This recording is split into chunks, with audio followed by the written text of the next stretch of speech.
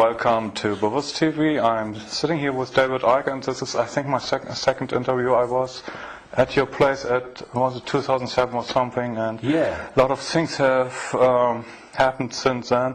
But we have to start from the beginning, so to say, for the audience who don't know you, David Icke. Most people know you, but not everyone.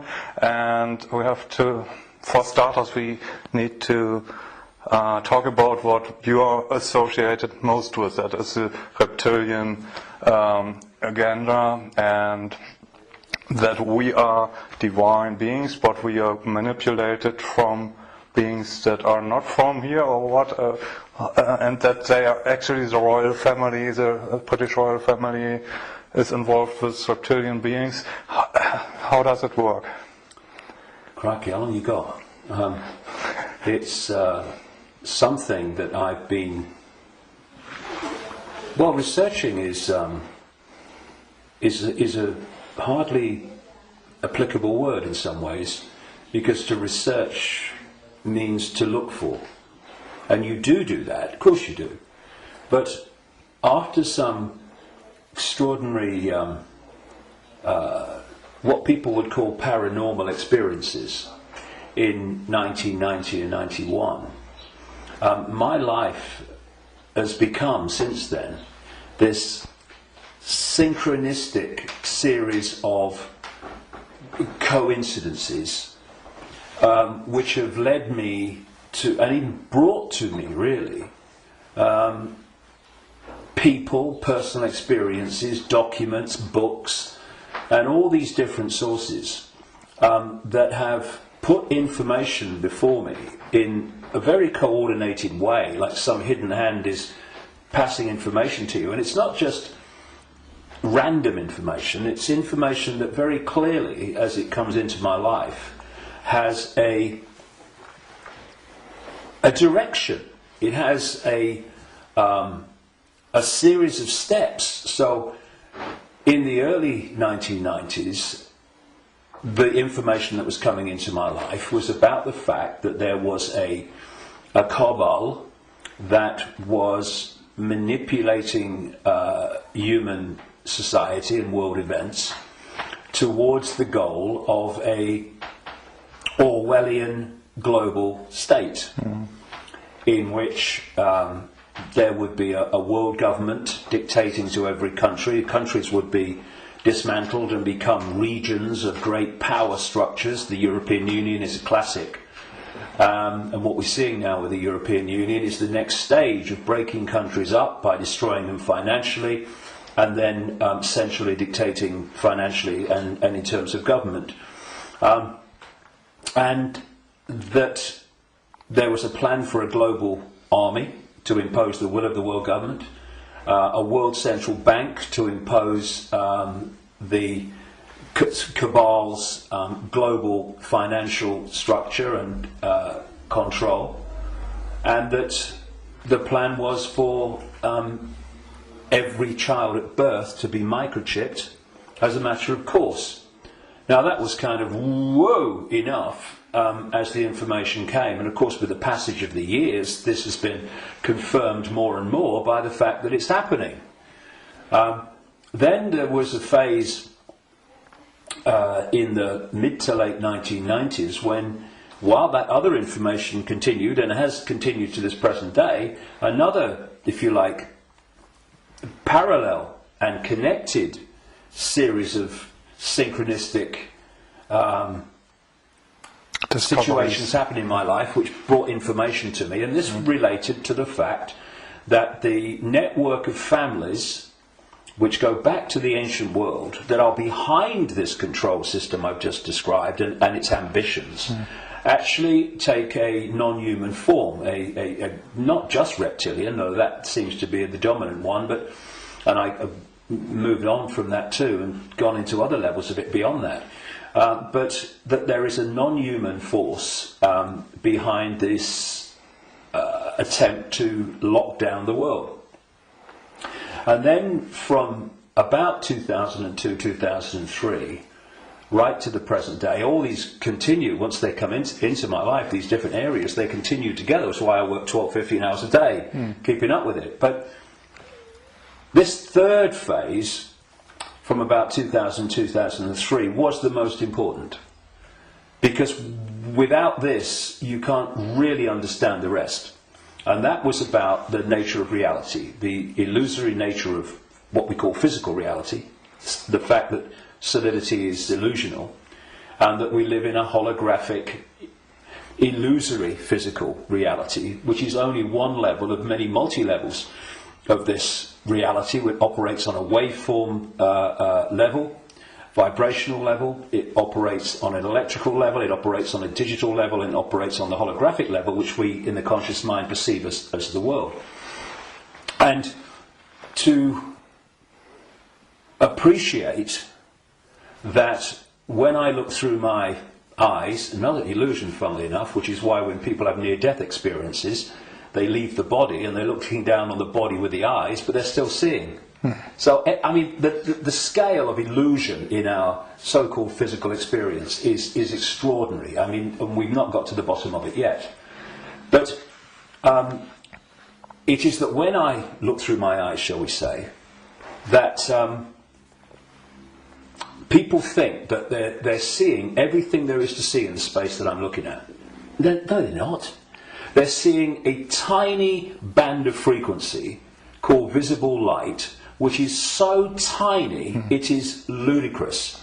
And the rest of what exists in this universe, and even mainstream science would say this, although it's Stone Age science I would suggest, but even it sees this, that the overwhelming vast majority of what exists in this universe, in energy, matter, mass, whatever you want to call it, its different forms, we cannot see. And therefore, we are living, if you like, in like a holographic television channel. Mm-hmm. So, all I'm seeing now as I look here is this tiny frequency range called visible light. Channel 1. Yeah, but all the other levels of reality also share the same space as the one that we're experiencing. And, you know, we've got digital television coming in now and all that stuff, but if you take the analog version of television, radio too, they are sharing the same space without interfering with each other, because they're on different frequencies. And thus, interpenetrating this reality that we experience with the conscious mind, it are all the other realities where very, very different worlds are manifest, and with very different what we call laws of physics.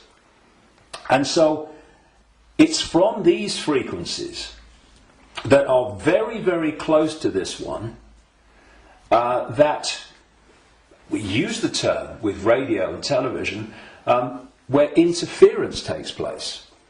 And if you have two radio stations that are well away from each other in the frequency band, then they don't interfere with each other. One's not aware of the other one. But you get two frequencies that are close, and you can get, it might be dominated by one, but there's interference from the other. Why? Because the frequencies are very close. Well, these manipulating entities, forces, shall we say, operate from a frequency band that's very close to this one, but not this one. So but we might not see them, but they might be here. Well, let's give an example. You'll see stories of UFOs appearing out of nowhere and disappearing into nowhere. You'll hear stories about people saying this entity appeared out of nowhere and disappeared into nowhere. Well, they haven't disappeared. And they haven't appeared out of nowhere. What they've done is they've entered the frequency band that we can decode, the visible light frequency band that I'm talking about, and when it enters that, we start decoding that information because it's now in our ability to do that. And as we start decoding it, bang, to the observer, it appears that it's just come out of nowhere. And then it leaves that frequency range, and to the observer it's disappeared into no, it hasn't. It's just left that band that we can decode, which is tiny. And so when I find this particularly compelling when I go around different ancient beliefs and explanations of what's happening, and you find that although they're using different names, they're telling the same story. For instance, there was a group of people, or shall we say a belief system, which goes back hundreds of years and has become known as Gnostic. This was the belief system of people that ran the Great Library of Alexandria, with Hypatia, who was slaughtered by a mob inspired by the Roman Church, because that library carried information and knowledge that would have, as it circulated, demolished the Roman Church's version of everything. And it was challenging the Roman Church version of everything. And what's interesting is whenever you come across the Gnostics belief system expressing itself, you see it's followed by slaughter, suppression, and the destruction of that knowledge. So the Cathars in southern France were Gnostics in terms of their belief system. We'll go into what that belief system is in a second. And so again, in went the church, and all these people that kill for the church. And they destroyed the Cathars. It's, I think, 1244 was the last stand to the mountain fortress at Montségur in southern France, in the foothills of the Pyrenees. And again, it's not just we slaughter them, but we destroy their knowledge. But a fantastic thing happened in 1945.